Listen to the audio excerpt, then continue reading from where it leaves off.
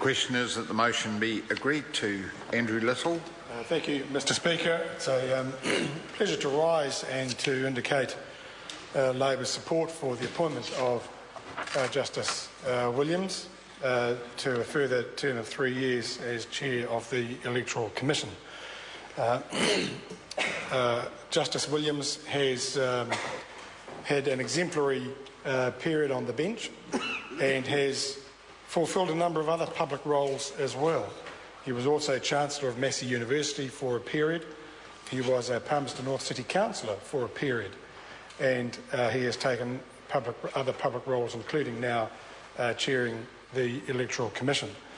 Mr Speaker, it is apposite in view of the role of this House in endorsing Justice Williams's continued appointment to the Electoral Commission to reflect on that commission and its importance in our electoral system and therefore to our system of democracy. There is no question that having a system that is trusted and relied upon and has the confidence of the people is a sine qua non of our democratic system. That there must be proper and fulsome oversight of our electoral processes and a commission that is truly independent of the government and of all politicians whose conduct, election conduct, comes within its purview and its oversight. And so it is important that we have people of good standing and of high standing occupying these important roles. Justice Williams fulfills that criterion. There is another aspect, though, too, in which I wonder whether at this time, when we consider this appointment and when we reflect, we think about the role of the Electoral Commission.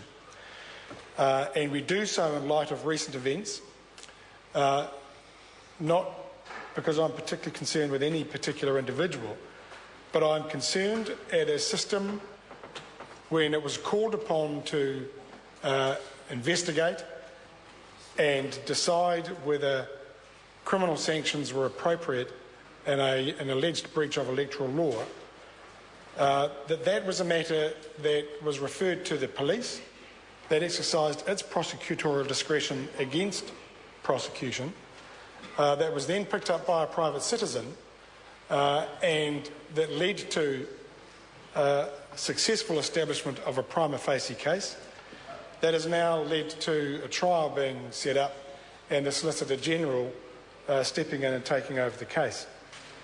And it raises, I think, the very important question in relation to our electoral law and the boundaries within which we must operate, whether it is appropriate to continue to rely upon the police to act as the prosecutorial agent in those sorts of cases. Because I think not just recent history but more long-distant history tells us that the police resent and find it very difficult when they are put in the position of having to prosecute in political matters.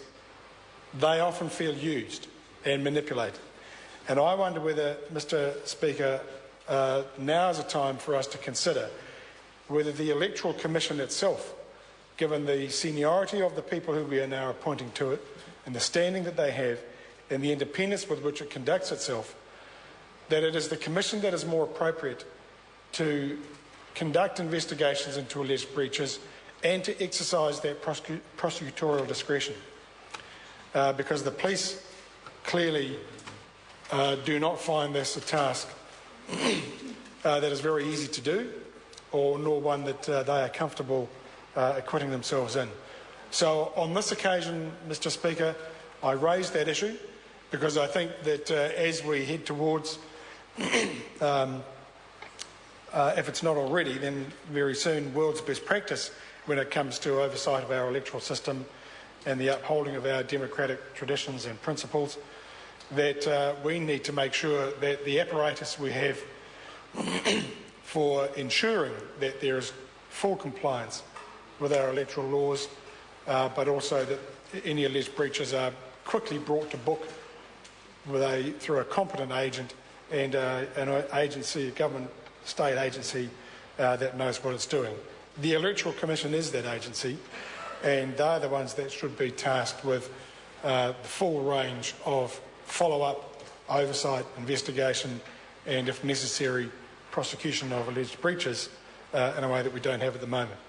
But, Mr Speaker, on that note, we support the continued appointment of Justice Williams and wish him and the Commission all the best in their endeavours during the remaining term of his appointment. Stephen Browning. Thank you, Mr Speaker.